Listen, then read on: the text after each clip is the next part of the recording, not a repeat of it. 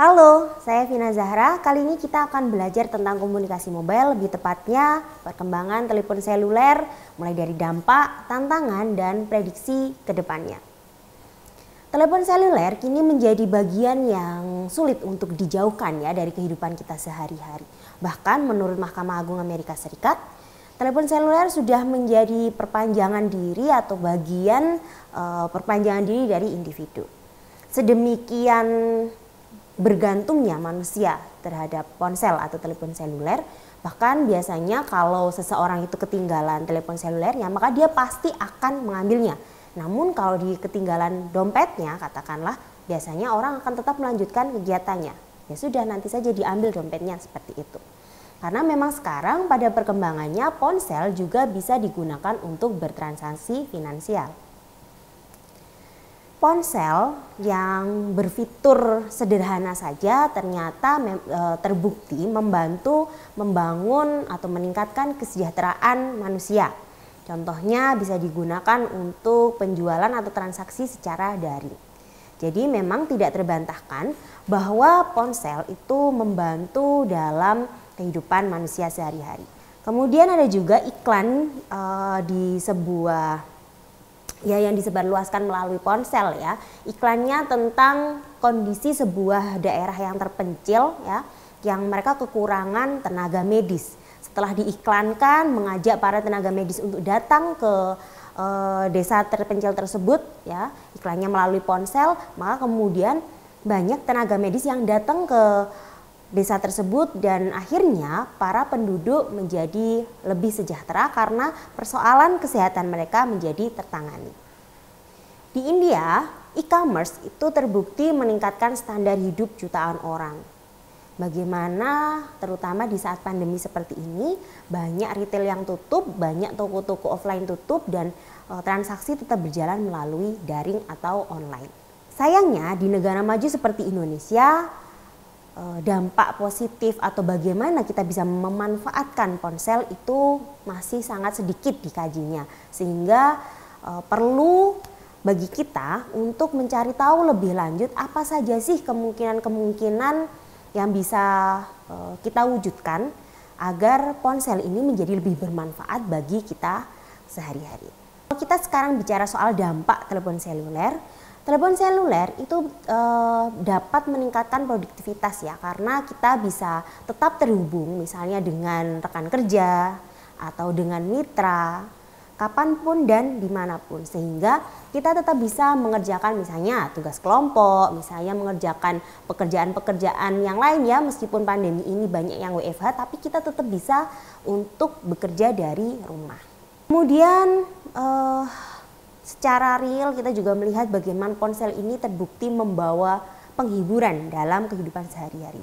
Bagaimana misalnya ketika kita bermain mobile game, kita bisa merasa terhibur ya, sekaligus bercengkrama atau terhubung dengan teman kita. Kemudian ponsel ini juga bisa membantu dalam pendidikan. Kita tetap bisa melakukan kegiatan belajar mengajar melalui ponsel atau melalui kelas daring. Lalu ponsel juga bisa meningkatkan keamanan. Ada fitur-fitur di dalam ponsel yang membuat file kita ya, katakanlah itu aman di dalam ponsel kita, karena misalnya kita save di cloud dan lain sebagainya. Lalu ponsel ini juga bisa menambah kenyamanan hidup kita. Kita bisa beli makan tanpa harus keluar rumah, kita bisa bertanya misalnya mencari tahu tentang sesuatu tanpa harus mungkin bingung gitu ya, tanya kepada siapa gitu. Kita cukup mengaksesnya melalui ponsel. Jadi ponsel itu memang bisa menambah kenyamanan hidup. Namun ada juga dampak negatif dari ponsel. Yang pertama, ponsel itu ternyata bisa memunculkan sikap antisosial. Seseorang yang sudah nyaman dengan ponselnya biasanya mager, rebahan. Dia akan lebih senang mencari informasi atau bercengkrama, berkomunikasi melalui ponselnya dan menjadi enggan untuk bertemu langsung dengan orang-orang, bahkan termasuk bertemu dengan keluarganya sendiri. Dan hal ini tentu saja harus diantisipasi. Lalu yang kedua, ternyata ponsel juga bisa mengancam keamanan kita. Tadi kita sudah bicara bagaimana ponsel itu menjaga keamanan kita, tapi ternyata beberapa waktu belakangan ya, terutama kita melihat bagaimana banyak informasi yang diretas, kemudian banyak data-data yang disalahgunakan untuk pinjaman online misalnya. Jadi itu adalah contoh dari dampak negatif ponsel yang harus kita antisipasi. Jangan sampai kita menjadi korbannya. Kemudian setelah dampak kita bicara soal tantangan. Tantangannya ponsel itu nyatanya masih mahal ya. Dan internetnya pun untuk bisa mengakses informasi itu tadi masih mahal juga. Tuh. Kemudian yang kedua adalah fakta bahwa ponsel adalah komoditas massal. Sehingga ponsel yang digunakan oleh si A dan yang digunakan oleh si B, si C dan lain sebagainya itu biasanya memiliki fitur yang sama dan juga diharapkan agar orang-orang menggunakan dengan cara yang sama. Padahal tidak semua orang mengakses ponsel dengan cara seperti itu ya, dengan cara yang sama. Setiap individu itu unik dan mereka memiliki tujuan serta cara mengoperasikan ponsel dengan unik. Sehingga tantangannya di sini adalah bagaimana agar ponsel itu menjadi siap untuk benar-benar melayani tiap individu sesuai dengan keunikannya masing-masing. Selanjutnya prediksi ponsel di masa depan. Ponsel saat ini terutama setelah kita mengalami pandemi ya terbukti memunculkan banyak manfaat. Ya, contohnya misalnya di bidang kesehatan, kita bisa melihat bagaimana ponsel membantu dalam menyembuhkan penyakit. Menyembuhkannya caranya bagaimana ya? Tentu saja bukan ponsel itu kemudian hidup ya menjadi kita kalau sakit kemudian disembuhkan oleh ponsel itu, tentu saja tidak. Tapi ada aplikasi misalnya seperti Halodoc yang mana itu membantu saat seseorang tidak bisa menemui dokter secara langsung karena adanya pandemi, kemudian bisa berkonsultasi secara virtual. Kemudian ponsel juga kemungkinan besar akan banyak berkontribusi pada bidang pendidikan. Contohnya saat ini kita bisa tetap melakukan kegiatan belajar dan mengajar melalui kelas daring.